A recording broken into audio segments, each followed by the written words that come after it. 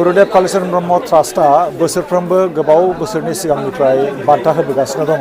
देग्लायबो स्निथि गुरुदेव कालीचरण ब्रह्म बान्थाखौ जोंनि हादोरनि सासे गेदेरथार सोलोंथाइगिरि प्रफेसर अच्युत सामन्त बिथांनो जों गथायदों। बे बान्थायाव दंमोन 1 लाख रां आरो लोगोसे गुरुदेवनि फट', इन्दि जि, इन्दि आर'नाइ आरो गुरुदेवनि मुसुखा फिसा बेखौबो जों होफादों।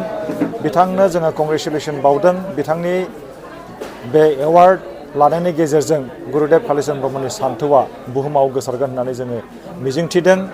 आरो जोङो बुंनांगोन मोनसे बिराद गेदेरथार मोनसे हाबाफारि बे खुंनाय समावनो जोंनि दिनैनि बान्था मोनगिरि प्रफेसर अच्युत सामन्त सारा गावनो होनाय 1 लाख रांखौ बिथाङा गुरुदेव कालीचरण ब्रह्म ट्रास्टनि मोजां खामानियाव जाहाथे बाहायनो हायो बिनि थाखाय जोंनो गथायफिनदों।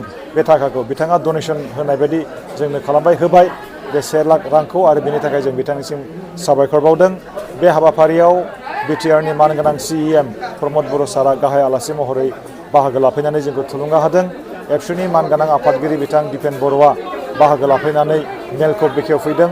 जोंनि थुलुंगा जादों, जों जोबोरै मोजां मोनदों। आरो आं जर'खायै साबायखर बावगोन बरमा कलेजनि मानगोनां प्रिन्सिपाल डक्टर रिरु ब्रह्म आरो गुवाहाटी जिल्ला एबसुनि मानगोनां दैदेनगिरि बिथांमोनखौबो आं साबायखर बावगोन। बिथांमोनहा जोंनि उरिष्यानि आलासिखौ एयारपर्टआव लायनानै गुवाहाटीयाव दोननानै आरो बरमा कलेजाव लाबोनानै आरो बिनिफ्राय बिथांमोनहा लांगोन। बेयो जोंनि थाखाय बिराद गिदिर मोनसे हेल्प।